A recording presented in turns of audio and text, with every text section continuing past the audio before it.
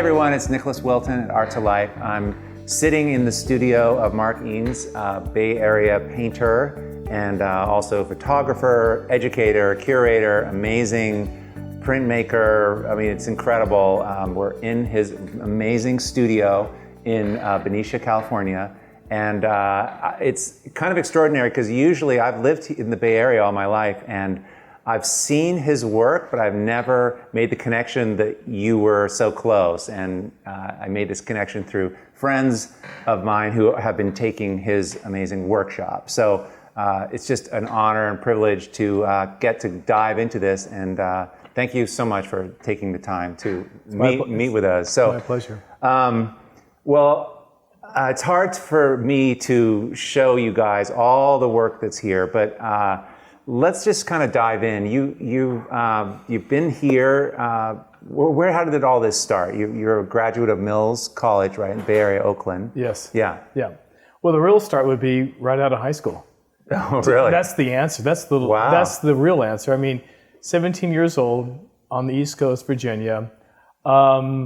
Long story short, I ran away. I ran away from my dad, who I was living with. I came out here to be with my uncle, my mother's brother.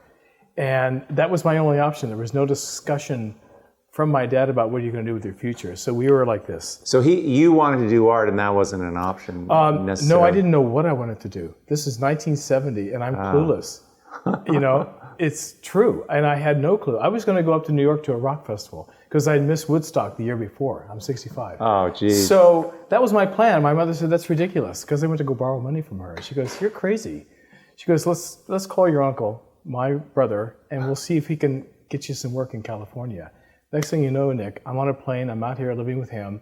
And within a week, he goes, what about college? I said, never give it a thought. He said, we'll give it a thought. So I went upstairs. I had a sketchbook I'd been keeping. And I thought, this is a gift. He's offering me a gift. And I've got this gift. So I went down and exclaimed to him, I want to be an artist, 17 years old. And he's a businessman. He goes, let's go talk. Upstairs, take another 20 minutes, come back with another option. But God bless him, we went to College of San Mateo. We talked to the fellows there, and I started painting at age 18 that next semester. Fast forward about 15 years later, and I was teaching there my first gig. So that's really where it started. So you have been teaching the whole time? Well, no, I've been teaching really seriously for about 30 years. Wow. But I went to a junior college in Redwood City, Kenyatta. Then I went to UC Santa Barbara in 73, 74, got my bachelor's degree in painting, moved up to San Francisco, thought I was going to make it as a painter. What a joke, in 74 with a bachelor's degree. So I worked in a hotel downtown for 3 years, saved my money, and traveled to Europe for 5 months after that, and went to all the museums that I wanted to see. And got your other part of your education. And that was where I really said, okay, it's set in stone now. This is what's going to happen. And I came back to San Francisco, and then it went from there. I moved up to Mendocino for a few years during the late 70s, early 80s, and I wanted to continue my education, which is why I came back to the Bay Area in 84 to work with Jay DeFeo at Mills. Got my master's degree in 87, and that's when I began teaching seriously, and really, that's when the practice really was rooted. I've been doing a lot of artwork all that time, but I was a house painter, I built fences, I was a landscape artist, learned how to trim trees. I did a lot to feed this habit. To feed this habit. A lot to feed this habit. And now you're working at CCA. So teaching at CCA for, since almost 28 years now. First part-time and now full-time. Mostly drawing and painting courses. I was with fine arts and illustration. Now I'm solely with illustration, teaching things like anatomy, painting, color so theory. your training, you know how to draw. you studied this, and so that's interesting. I had a very formal, traditional, almost classical formal training when I was in my teens and early 20s. Right. That was where I was rooted, and then began working abstractly around the mid-'80s. And what catalyzed the, moving to abstraction? I'm just curious. Well, interestingly enough, I was a figurative painter, Nick. I was doing figurative work, both the figure and landscape and interiors and things like that. And in around 82 or 3, I was getting these little postcards from a girlfriend at the time from her travels in Europe.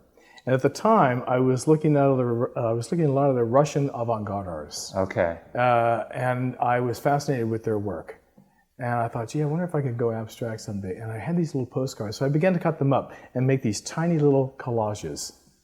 This is in 1982 or 3. Wow. And then I began to look at Kurt Schwitter's. So that started me on the path of working non-representationally.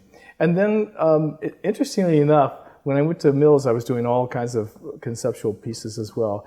And about probably 8 years ago, Larry Render at Berkeley, the curator, put on a fantastic show of Schwitter's. And I hadn't done collage in many years. Show, yeah. And I went and it knocked me out, especially the little ones. Yeah, and I thought, I want to get back to that. So that was the catalyst that got me back into mixed media. I call myself a painter, not a collage artist.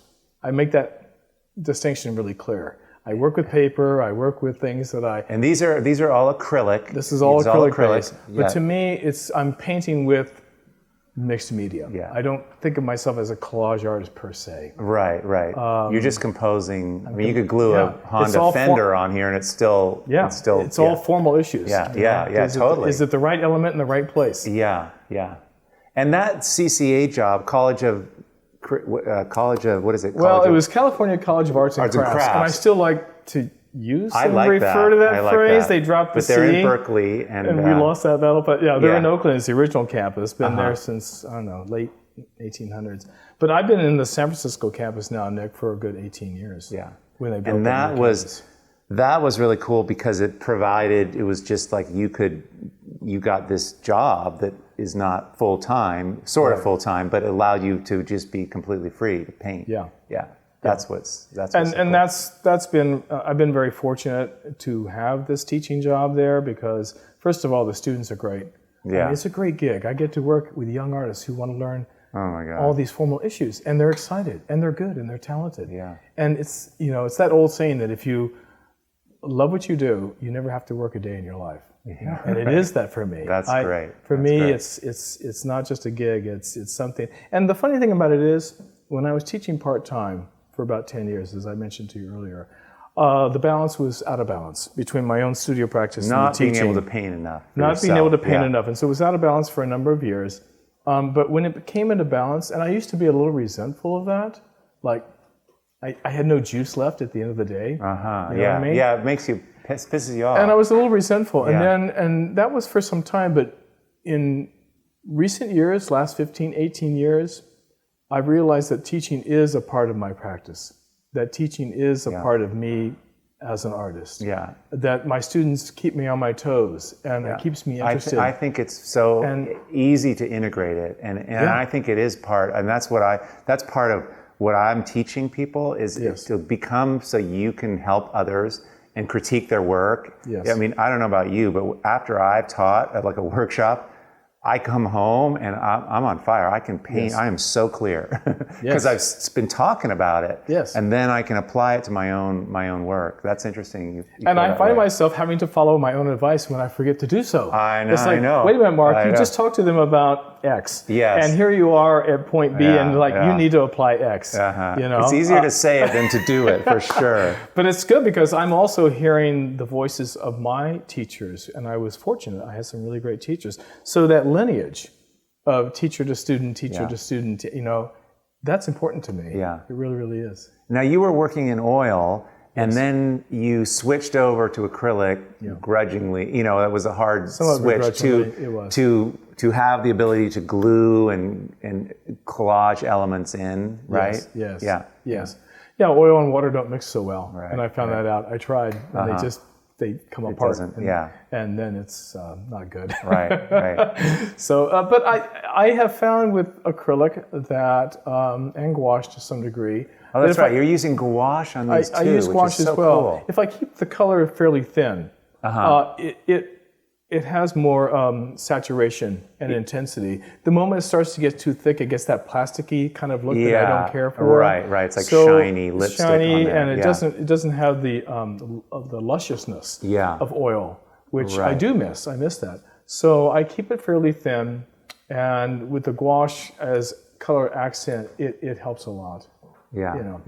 So these paintings, and you know, we were looking at the amazing book that you showed us of Cuba, that you created this book and your travels in Italy and everything. Yeah.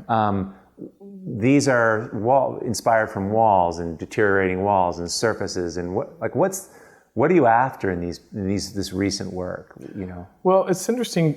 When I took that sabbatical and did a lot of photography of these old walls and portals and doorways and so I'm interested in architecture for one. Right. I think about these as being built, if you will, at the outset, and I even have a little note to myself: start as a stonemason, end as a jeweler. I love it. Yeah, I saw that. And I believe so. Underneath these paintings are many moves and many things that get covered over, sanded back. In fact, some of these paintings were actually paintings that were finished, exhibited, signed, and stored away. And then I brought them back out and looked at them and go, I can do better. Right. Turn them upside down and go back in. Yeah. So there's an incredible amount of history to these. Well, that's what I love about the layering and the history. And that's what I noticed in those walls, Nick, that beautiful history. In fact, when I was traveling and taking photographs of these old walls in Italy, I was sending them to a few friends of mine. And one woman who's a collector and an artist said, how will you ever represent that? And the answer is, I can't. No, right, you know, right. I can create a lot of activity and make a lot of decisions and a lot of editing and scraping back and get close to that idea of rich history in the surface. Right, but I mean, that's a 5,000-year-old wall. Thank you. It's just no way. It's not going to happen in this lifetime. But the inspiration's still there. But you can touch it. You can get it. Yeah. And so I'm after, ultimately I'm solving problems about relationships. I was watching a video on Sean Scully the other night. I like his work. Yeah, me too. And he said, look, in one word, I was waiting for that word, it's about relationships.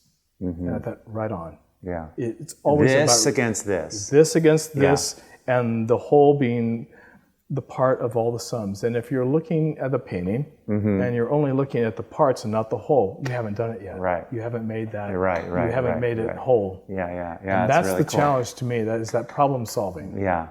So when you start these, I'm just curious, do you have a plan at all? Are you looking at a photograph of a wall, or are you just, how do you start? How do you start these? It depends. Sometimes I will see something and it will trigger something. I remember one year I saw incredibly green hill next to this barn that had a certain color juxtaposition. I thought, I want to do a painting about that, or start with that idea. So, as a photographer, my eyes are always wide open when I've got that camera. Yes, And I think that stimulus is exercising a different muscle in my eye and my brain. And so a lot of it is just me keeping my eyes open at the world around me. And then that just translates automatically when you start working it. That triggers things. So you're using photography and just it's sort of like your research in a way, or just it's a practice of becoming more sensitized. Very much so. And then this painting is just the result of that in a way. It's a distillation it's an expression of all of that. Yeah. And so to start, I start very simply with just some very large shapes, color, and that's just a diving off point. And that's the very, very beginning. Everything gets layered and covered up. And it gets so complicated. As you know, I know you're a paintings, and you go through a similar process where you put something down and then you change it, then you change it again. Right. I was also, we talked about Chris Brown earlier. Yes, I was watching a video of him, yeah. Christopher Brown, and he said it beautifully. He said, something to the effect, I'm paraphrasing, but you start in somewhere. And it doesn't even matter where you start sometimes, you just start.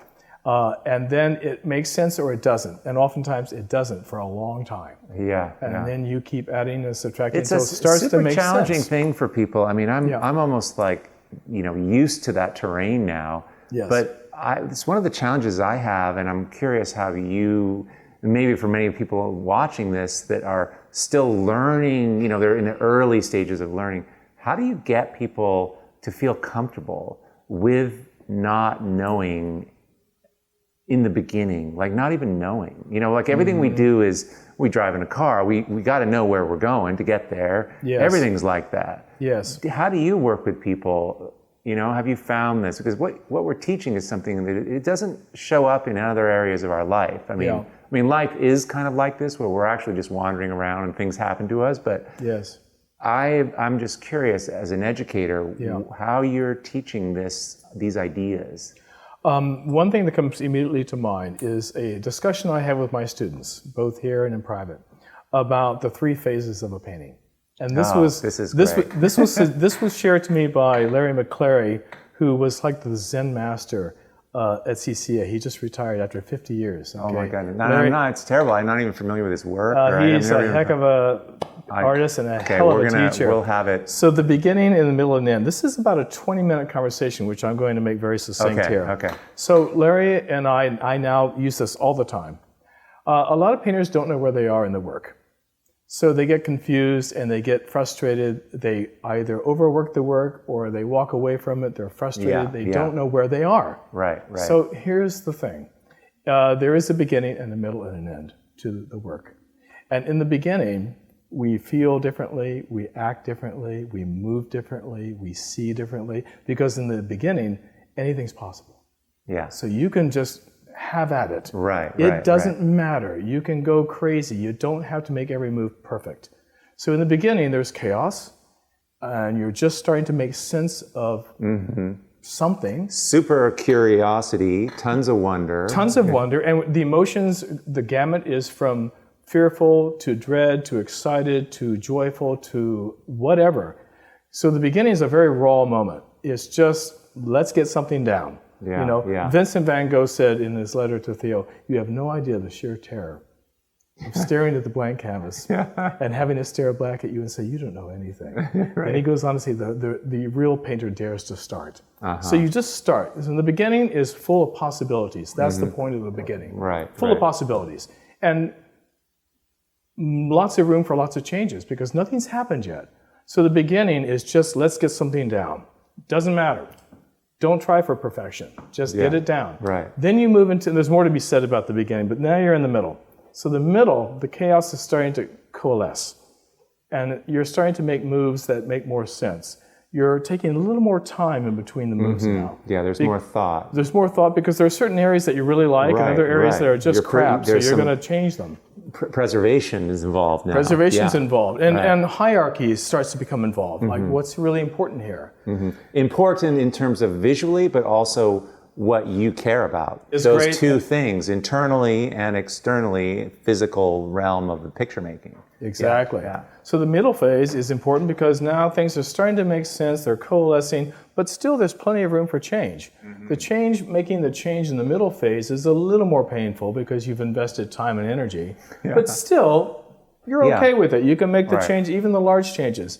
Well, the middle has more to be said about it, but it's an important phase because then this is where you're sitting back now and starting to look and go, you're starting to read it. And you're, okay, this is good, this is not good. You go back in. The final end phase is absolutely critical because that's when you're getting more careful about your moves. You're doing a lot more looking and a lot less painting. And you're starting to, for me, I'm always turning the canvas, so it's always the You're losing orientation. objectivity, so you have to keep trying to see this like you just encountered it. That's why and you actually haven't. You've been staring at it for days and days and days, so that's a challenge. So that's a challenge, which is why I work on more than one thing at once usually. Right. So at the end, you're actually spending a lot more time looking, and the moves become more careful. And like that little phrase, start as a brick mason, stone mason, end as a jeweler. That's where the nuance and the details might come in. The final sanding, the discernment of edges. Do I want them hard or soft? These kinds of things. And then it's never really done. And that's the $64,000 question. When is it done? Well, my definition of that is, a good painting really is never done. Hopefully it just stops at a good place. Okay. That's a good, because I think a piece is done now, and then a week or a month or a year from now I'll look at it and go, no, because not yet. Really the painting is just a mirror of you, and fortunately, unfortunately, you're evolving and changing. You're not done. So, Exactly. And ultimately, as you said, you pull out these paintings that you were working on 2 years ago, you pull it out and go, no, we're going further here. Yeah. Painting's not done. It was done then, but you've changed, and now that's really great. And it drives my wife Maria a little crazy when I've had done that, where I pull out a piece that she goes, "You're not gonna," She goes, "Why? Just start a new one." I said, "It's not the same thing. There's already history here. I can build on this." Right. So anyway, to answer that's the slightly longer answer to your question about where to start and why to start, so now with my students, for instance, at CCA, when I teach painting, they'll be working on paintings. They'll bring them in for me to look at with them and to discuss. That's my first question. Where are you? Mm-hmm. And one more thing, very important, that each phase has a beginning and a middle and an end.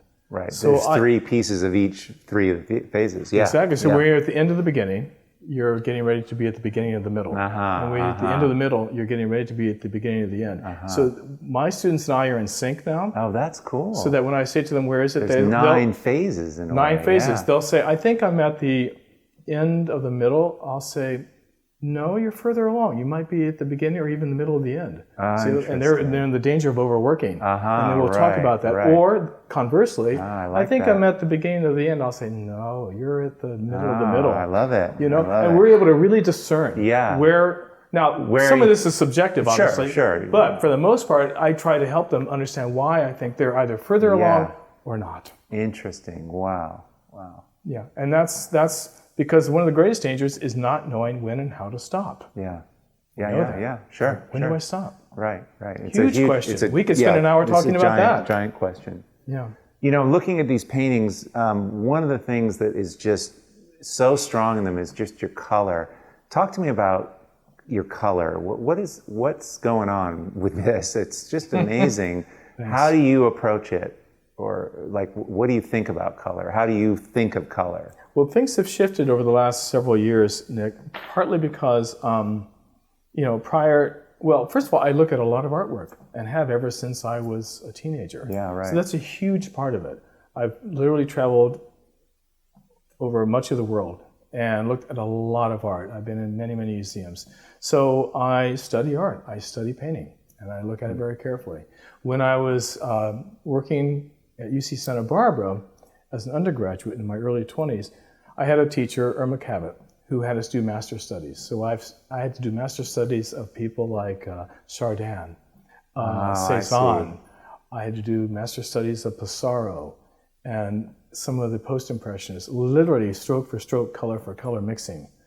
So I had that as a early on beginning. You were studying masters. I was studying masters. Then she would have us do our own painting based on that. So if I did a study of a Chardin still life, I had to set up my own still life and do my own version based on my own sensibility. So it wasn't just copying for copying's sake. Right. And I still do that. Which is great that they incorporated that. Yeah.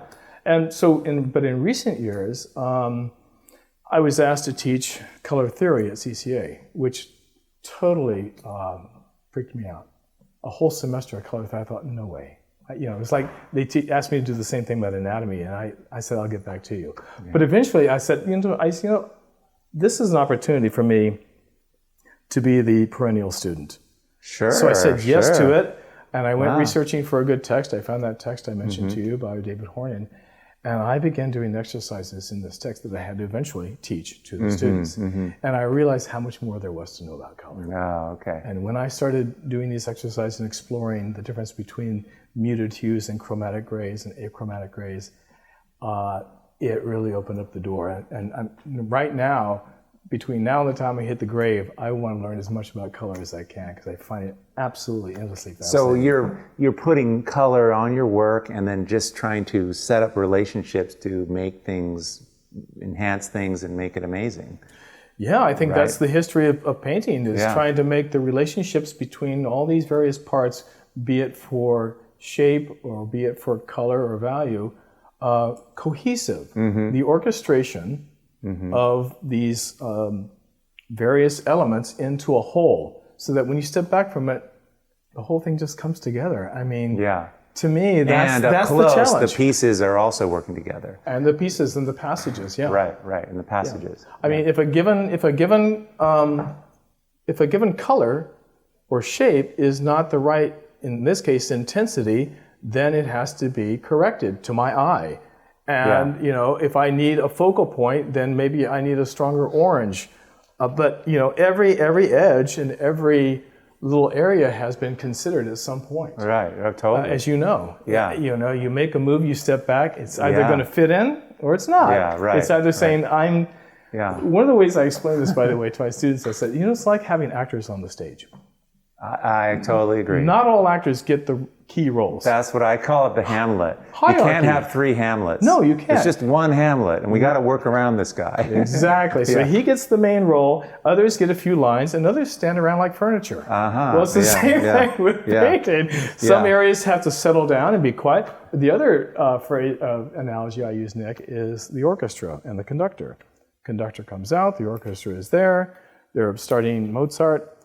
At some point, he says to this section, quiet down, and you guys come up. Right. But if they decide to mutiny and all go for it, you have cacophony. Right. There's no hierarchy, there's no orchestration. And that's how I think of it. When you were doing the more realistic work, or when you look at realistic work, are you figurative work or landscapes, is your thinking the same in terms of what you're evaluating? You know what I mean? Like these are abstract paintings. Very you much. Think the same. It's the same. Very much. Yeah. Yeah. The principles of art making for you and how you think about it. I mean, one thing that's interesting on your website, you proudly show all this figure drawing and then abstraction and it's just, there's a classical training you have, but that's sort of unusual. You don't always get that, but you're showing both, which is, I think is great. Thanks. Yeah, but I can tell that the thinking is the same, and I don't even know if my work's abstract half the time. Like, I'm not thinking that way at all. I mean, I'm thinking just line, form, light, dark, whether it looks like a tree, or if I put something that is realistic, it still has to work in relationship to everything else. And there's it's sort of secondary, like way secondary, if it looks like something for me. Yes. It's all formal issues. Yeah, all formal issues. That's a great way to put it. And when people ask me about my work, or they try to, or they ask me about myself as a painter, I oftentimes say I'm strictly a formalist. I believe in the language of painting, whether it's representational or not. Right. And this is true going all the way back. And for a while I was doing, this is years ago, Nick, I was doing a very complicated and large series of large charcoal drawings, studies of the masters. I was doing Rembrandt, I was looking at others. Wow. And my largest one was a big study of Géricault's Raft of the Medusa. So the charcoal drawing is like 8 by 12 feet, but the point of the story is that I started these drawings very broadly and abstract, almost like a Franz Klein, just to get down these big shapes and broke it down like that, because I was interested in these structural patterns that were abstract. You look at a good Rembrandt, and it's unbelievable. You turn it upside down for the students and go, it's incredible. There it is, folks. Yeah, look at those shapes and look at those relationships. Yeah, exactly. But and this is an interesting point for students, helping students see abstractly is tough business, because they're very literal oftentimes. It's very tough business. It's very tough business. And it takes a lot of time for somebody to learn how to see abstractly and also apply it to whatever the hell they want to do. Yes. I mean, if someone who wants to paint cars perfectly realistically needs to understand the principles, I call them principles, the formal principles of what you're talking about, it's the same. It's the same. And that actually is a hard thing for people to understand. And it's actually not out there for students. And it's something that I try to, but it's tough. It's tough. It takes a lot of time. It takes time and experience. It's why I enjoy photography, and I urge a lot of my students to do photography, because you're looking through that lens, you're cropping cropping a composition, and for good photography, you need to start thinking abstractly. But people think very literally. A good example, when I'm working with the students, I may have the model up on the stand, for instance, sitting on a chair. And they'll start to put the chair into the composition. And inevitably what they're doing is they are doing that by virtue of making marks that indicate the legs of the chair. Right. And I'll come around and say, that is so boring. Focus on the spaces in between those legs and you'll come up with a really great design. And there's many good examples of that. So the moment they get away from the figure and look at the ground, then they're starting to see abstractly. Yeah. Right now, for instance, I'm teaching them with the figure to see the figure by seeing all the spaces around the figure, and they're doing much better at it. Sure. And that's that idea of abstraction. Yeah. Seeing those patterns. Yeah, my dad used to say that, you're first making a painting and subject matter second. Exactly. It's got to be an amazing painting and subject matter second. Now most work probably is subject matter. Oh, I love cows, and so I'll buy the painting and put it in my house. But you know what I mean. Sure. But to do this and to really do really well at this, I mean, I think for artists to elevate their work and to get in museums, to get in galleries, and charge money for their work at a higher and higher level, it's about making a painting first. Those principles, understanding that, getting those principles. Yeah. And you asked me earlier, I think if I'm going to paraphrase the question about how do people move into the work or how they get engaged. I think that stimulus is important. I think that it's problematic to just go into the studio all the time. At some point, it's like we're this vessel. So are you talking about how does the artist stay engaged? How does the artist stay engaged in the work? In their work. Yeah. Which is huge. It's because huge. people can get stuck. Right. They get stuck. Exactly, they don't know where to go, what to do, etc. Right. It's like I've been doing the same thing and I'm not happy with the results, or it's not exciting to me anymore. Yeah. And that's when I think that if you use the analogy of us being the vessel and we're pouring our creative juices out on this, at some point that vessel needs to be filled up. Yeah. And so how do you fill it? Well, you need a good walk on the beach, a nice meal with friends, a good book, a trip to the museum. You need stimulus, especially not just visual. A lot of why I've gotten myself into these situations of doing these cool interviews is because it forces me, this is the best part of the week for me, for sure, because I get to see all this new stuff. So I completely get it.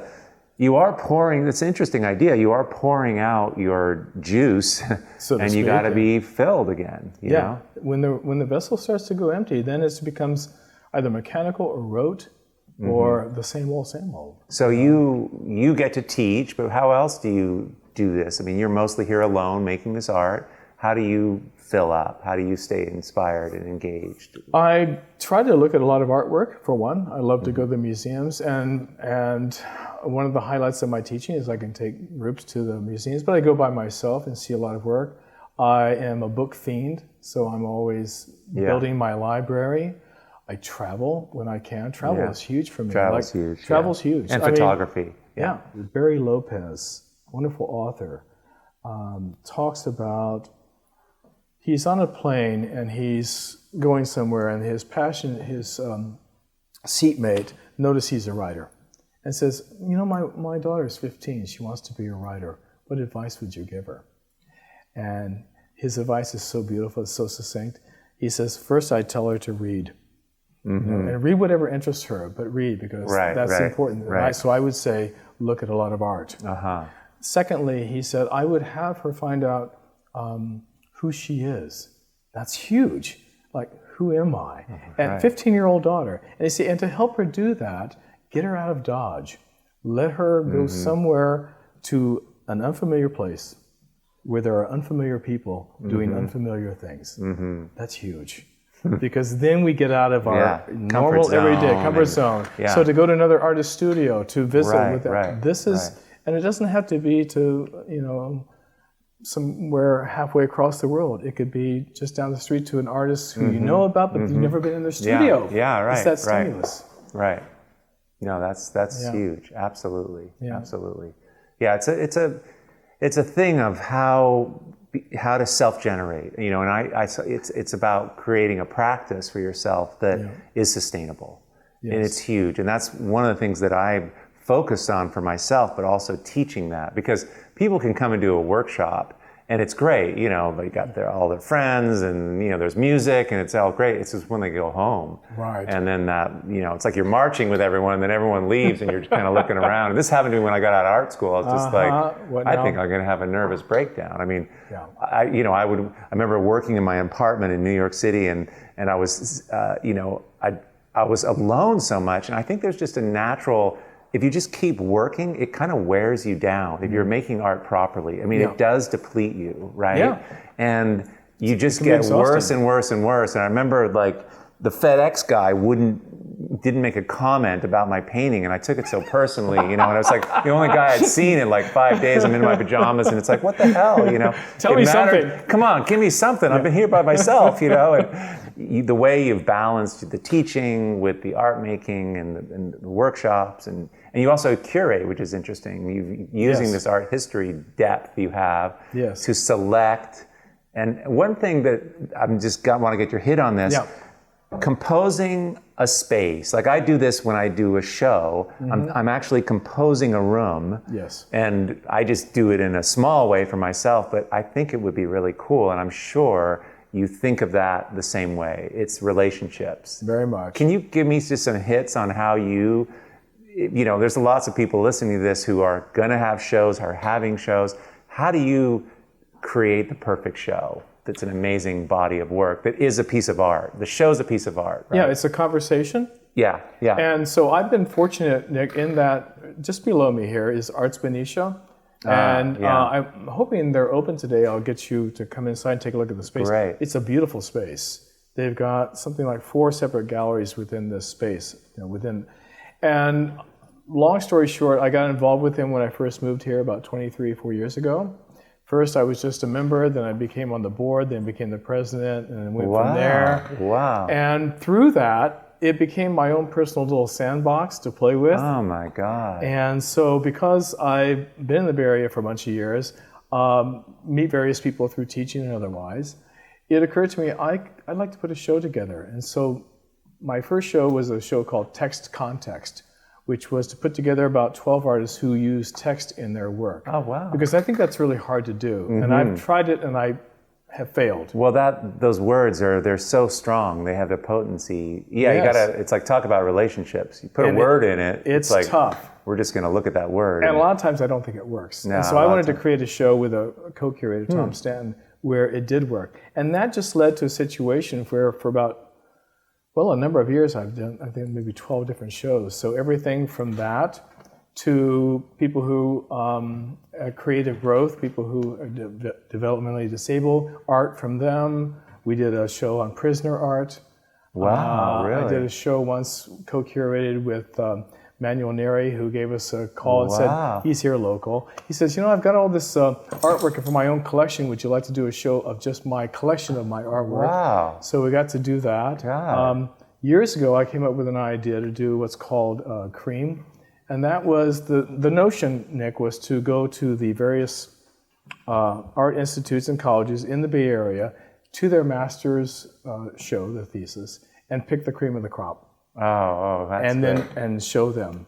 So, and there's been others, but the answer to your question, usually with that situation, I choose 1 or 2 people whose work I really love, and they are like the starting point. Yeah.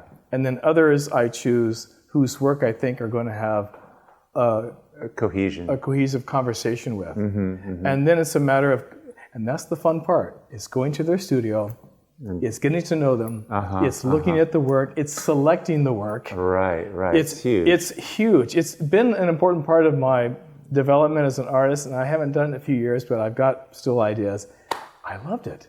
Then, of course, bringing it all into the and setting up that space, like I try and think of this is a dark, strong one, then I'll have a light one, then I'll have a small one, then I just really try to create a story in the space, and you actually improve at this, because the gallery owners, they get it or they don't get it, they're not necessarily. But if you really think about the space before you have the show, the size it's powerful. When you walk in that room, when someone walks in, it's like a chorus of strong things hitting you. Exactly. Yeah. And it comes back to that word, relationships. In a given space, the conversation is either working or there's something off. Maybe someone is shouting too much when they should be whispering. So can you paraphrase or can you articulate like what is that point? Like I often say, well, I'm just kind of balancing the work. It gets to this point where it's kind of balanced, and it feels to me, it looks familiar to me. It's like live. And I'm just talking about an abstract painting. It's just has an accuracy that feels like how I experience life. It's like a visual poem. I don't know, but like, what is the balance you're talking about? What can you say what it is when it's working, when you get it just right? Is it loudness with balance with softness? Is it everything kind of balancing everything else? Or how I'm just curious how maybe it can't be articulated, but you know. It's funny that you just said that, because I was thinking, I don't know how one articulates this. It's felt. It's something that you feel in your gut. Yeah. And I guess we all have we feel it differently, and that's why our work's different or something. But I've been thinking about this a lot lately, trying to be able to say it for other people. But I think it comes to, again, this comes back to this idea that I have, which is the understanding of the formal issues is so important. And that takes years and years and years of doing and experience. Mm-hmm. Again, I was watching Sean Scully the other night, and I actually wrote this down because I liked it so much. Knowledge plus craft equals freedom. Yeah, right. And you have to have the knowledge of all the various formal issues, and that takes not months, it takes years. Mm-hmm. There's the doing of it. Mm-hmm. There's and Agnes Martin, one of my favorites, said that the bad paintings have to be painted. Yeah, right. And I love that because it's so damn true. Yeah. The bad paintings have to be painted. She goes on to say that to the artist, these are much more important than those brought later before the public. It's through all those failings. It's through all those mistakes. Yeah. It's like a musician who's hitting all the bad notes decides, you know what, I'm not going to hit that note again. It's the wrong note. Right. So I think it really is just an accumulation, Nick, of years of doing, of getting through all the failures and the moments where you're just pulling your hair out, to those moments where it's starting to make sense. Mm-hmm.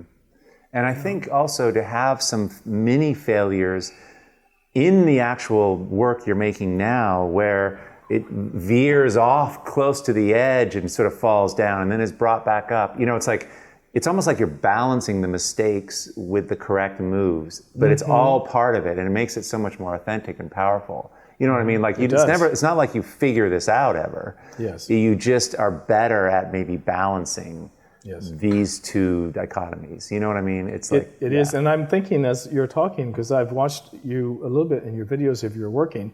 You and I do a similar thing. We put things down, but we're not afraid to get rid of them. Right. And that's for a lot of people a struggle. They get very precious about all these various areas, and then they're not afraid. They're afraid to make these changes. Mm-hmm. Frankly, there's a fear of letting go. And I have, believe me, as you probably well know, screwed up a lot of paintings and areas that I thought were working beautifully and were working beautifully, but something compelled me to drag some paint across that area. And it's through a lot of mistakes, frankly, along the way that you not just exercise restraint, but that you have the courage to make those changes. Right. Knowing damn well that even if you lost that battle, there's still more ahead. Yeah. You know? I'm curious, I keep noticing behind you the collaged paper. Yeah. Do you put that in the beginning or the end, or is it all just integrated into the way you're working? I mean, you've got paper that you found around you while you're painting. So it's like you might pick up a paintbrush, you might pick up a piece of paper, you glue it in, and you just call and response, right? It's call and response. Yeah, that's what it feels like. It's paper and paint right at the outset. Right at the outset. That's cool. So it's paper and paint. Usually with paper, I'm starting with very large sheets. I might divide this canvas in maybe 3 or 4 sections with both large sheets of paper and color, just to get something down. Yeah. And then that's quick. And you're gluing it with like gloss medium or something? Gloss medium, or matte medium, and then I've got these huge trowels over there just that I'm squeegee it on and get it down flat. And you're painting on board here? On panel. On panel, hardwood panel. Okay. Yeah. And so it is. And I like to start by just having a very large, simple design. Really simple. Yeah. Maybe 5, 6, 7, 8 shapes. Right. Just to get things going. And then who knows? Yeah. Then it's changing, subdividing, adding, subtracting. Does your drawing come into this a lot? I mean, you're drawing on top and then... It does. Because you have such there's mark making here. Right. The piece behind you can't see it now, but there's a move down here, which is if you turn this, if you turn this a certain way, you'll see the letter R, both in large and small font. Okay. I'm a fan of font. Of text. So sometimes I will. It comes out in there. It'll come out. Yes, but yeah, this is the letter E in the small. You know, and I see also you collaged in. I mean, I see the art history paintings and the, from your. And now it makes sense for me. You know, like you were studying those and you were drawing from those and. Yeah, and I steal. I'm constantly stealing. I'll give you an example. So I went to the De Young recently, just last week or two, and I had been thinking about starting a painting with this motif of having these bars with these inset with these color notations, almost musically. Right. And I had this idea in my head because I had done a smaller collage years ago based on this. Well, I go into the De Young, and lo and behold, there is a show of the quilts from Weekend. Yeah. Beautiful G-bend, I think, a G-bend or G-bend. Beautiful quilts. And lo and behold, there's a quilt with this motif. And I'm going, there it is. I took a photograph. Now I got to do this. There it is. I got to do this. It was meant to be. The serendipity of these moments. Well, sure. You're thinking about it, then you see it in your environment. Very much. I mean, it's so interesting. You live in Benicia, and we'll show a slide of this, but I mean, there's huge ships coming in. You can look out of his window here, and there's these giant container ships coming in, and it's a massive shape of color that probably every 2 days a different ship comes in from Japan. These are huge, gorgeous colors. I mean, it reminded me of your work so much. Oh, interesting. It's got to influence it. I do look at them. They're flat. They sit there. But I think this stuff comes up when it's up for you. It just shows up in your life. You know? Yeah. And you mentioned, I mean, we paint who we are and what we pay attention to. Right. We glimpse things. There's a lot to be said about the glimpse. Yeah, totally. The glimpse, I love that. The glimpse is very powerful. What's over here, and then the glimpse becomes more than a glimpse. You're looking at this, but it's what's happening here that informs what's happening here. And it all comes through. Yeah. So just like that quilt that I realized, oh my God, it is so beautiful. I definitely need to do something like that. Kathy Kollwitz said something along the lines of she didn't consider herself a genius, but she felt that she was very good at mining the territory of others. I'm paraphrasing. Yeah, sure. But it's like there's a phrase that I really like. It's somewhere on my wall in there. Baudelaire said he was at once all the great painters he had looked at and all the great books he had read and was still profoundly original. Well, that's what I'm working towards. Sure. That's exactly what I'm working towards. Is to assimilate and to distill and to synthesize all of that. It's a great charter for a life. Right? It is. Yeah. It is. Yeah. It is what propels me. It is what keeps me it's wonderful. Absolutely fascinated. Yeah. I have a voracious appetite for looking at art. Voracious. And I can tell. I'm always with my students. I'll be in front, Nick, of 18 young artists in their early 20s, late teens. Some of them are just barely out of high school. And I realize just how incredibly ignorant they are. And it pains me on one level, and yet it excites me on the other. Because I take them to the museum, and I say, okay, this is where it's at. You're looking at books and slides. You're not looking at paintings. Right. This is looking at paintings. Yeah. I remember Irma, I mentioned her earlier. Yes. She took me to a museum once with a group, and there, for the first time, I saw a Bill de Kooning painting. And I didn't know what to think. I had no reference. Right. To know what I was looking at. To know it was good, or what is this? What is this? Right. And I was very young. She saw that, and this is an interesting story. She said, I'm going to help you, Mark. And she literally took me by the hand like a little boy, said, look down at the floor. Don't look up. This is a great moment. She takes me right up to this far. She puts me right in front of this, a big painting. She goes, now look up. Now I'm this close to a Bill de Kooning. I can't even see anything other than color and paint strokes. She goes, stay there, I'll be right back. Wow. She left me there for a good 3 to 4 minutes. Wow. And then she came back. She goes, any entryway here? I said, yeah, it's amazing. Right. So those experiences are unforgettable. Sure. You know, and who knows and when, how they come back. Wow. You know, listen, thank you so much for the wisdom here and sharing. It was like the fact that you teach really comes out. It's amazing to hear your translation of this nebulous world of art making. It's really, it's mysterious, really cool. Isn't it? Yeah, it's really cool. But you've put thing. words to it in ways I've never heard, so it's really inspiring for me. So thank you. Thank you, Nick. It's been a pleasure. Awesome.